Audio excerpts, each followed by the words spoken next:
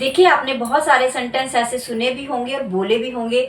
मेरा ये काम करके मन भर गया है, मेरा टीवी देखकर मन भर गया है, मेरा काम कर कर मन भर गया है, मेरा पढ़ाई करके मन भर गया है, मेरा रोज रोज घूम कर मन भर गया है, मेरा बैठे बैठे मन भर गया है। जी हाँ, जब भी आपको ऐसे सेंटेंस बोलने पड़े मन भर गया है, उसके लिए हम कौन सा वर्ड यूज करने वाले हैं, कौन सा स्ट्रक्चर हम यूज करने वाले हैं, आज की क्लास का टॉपिक यही है। तो वीडियो को लास्ट तक जरूर देखिएगा। तो चलिए आज की क्लास का टॉपिक स्टार्ट करते हैं। वेलकम है आपका मेरी इस इंग्लिश क्लास में। सबसे पहले बात करते हैं टॉपिक की। तो आज का टॉपिक क्या है? Get enough of. Get enough of का मीनिंग ही होता है, मतलब होता है मन भर जाना। जब हमारा किसी भी चीज से मन भर जाता है तब हम यूज करते हैं गेट इनफ ऑफ। कैसे हम सेंटेंस बनाएंगे, चलिए आगे बढ़ते हैं।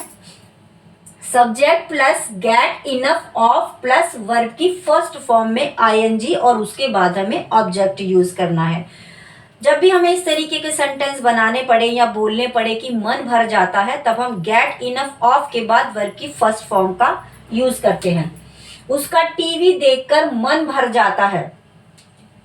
He gets enough of watching TV। अब यहाँ पर देखिए gets लगा है, get की जगह gets लगा है, क्योंकि जब हम प्रेजेंट इंडेफिनिट टेंस पढ़ते हैं सिंगुलर नंबर थर्ड पर्सन के साथ हम s का यूज करते हैं। उसी तरीके से यहाँ पर भी he gets, यहाँ पर he gets का यूज करेंगे क्योंकि ये सिंगुलर प्रेजेंट इंडेफिनिट टेंस है। He gets enough of watching TV। आगे बढ़ते हैं दोस्तों।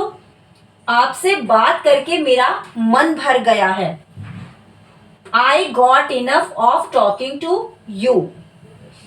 मेरा चॉकलेट खाकर मन नहीं भरता है। अब यहाँ पर बात हो रही है नेगेटिव सेंटेंस की कि मेरा चॉकलेट खाकर मन नहीं भरता है। जब भी हम प्रेजेंट इंडेफिनिट की नेगेटिव सेंटेंस बनाते हैं हम यूज करते हैं डू एंड डज का। डू का यूज हम करते हैं आई वी दे के साथ और डज का यूज हम करते हैं सिंगुलर नंबर थर्ड पर्सन के साथ। तो केस यहाँ पर सेम है, मेरा चॉकलेट खाकर मन नहीं भरता है। I don't get enough of eating chocolate. बहुत ही सिंपल स्ट्रक्चर है दोस्तों ये।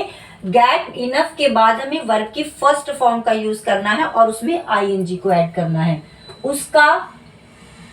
उसका पढ़ाई करके मन भर गया। अब यहाँ पर बात हो रही है पास्ट इंडेफिनिट की, यानी हम पास्ट की बात हम यहाँ कर रहे हैं। ही गॉट, जिस तरीके से हम पास्ट इंडेफिनिट में सेकंड फॉर्म का यूज करते हैं, ठीक यहाँ पर भी हमें गेट की सेकंड फॉर्म का यूज करना है got. He got enough of doing study. उसका पढ़ाई करके मन भर गया है।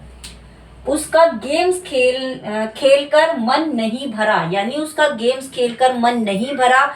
यहाँ भी पास्ट की बात हो रही है। जिस तरीके से हम पास्ट इंडेफिनिट का नेगेटिव सेंटेंस बनाते हैं डिड नॉट का यूज करते हैं, सेम यहाँ पर भी है। He did not get enough of playing games. उसका मूवी देखकर मन भर जाता है। प्रेजेंट इंडेफिनिट, उसका मूवी देखकर मन भर जाता है। He gets enough of watching movie। Gets यानी सिंगुलर नंबर थर्ड पर्सन है, उसका मूवी देखकर मन भर जाता है। He gets enough of watching movie। इसका यदि हम नेगेटिव बनाए तो देखिए डू एंड डज का यूज करते हैं। ही के साथ हमेशा डज नॉट का यूज होता है। He doesn't enough of watching movie। उसका मूवी देखकर मन नहीं भरता है। हमारा पिज्जा खाकर मन भर गया। We got enough of eating pizza। इसी का यदि हम नेगेटिव बनाते हैं तो did not का यूज करते हैं। We did not get enough of eating pizza।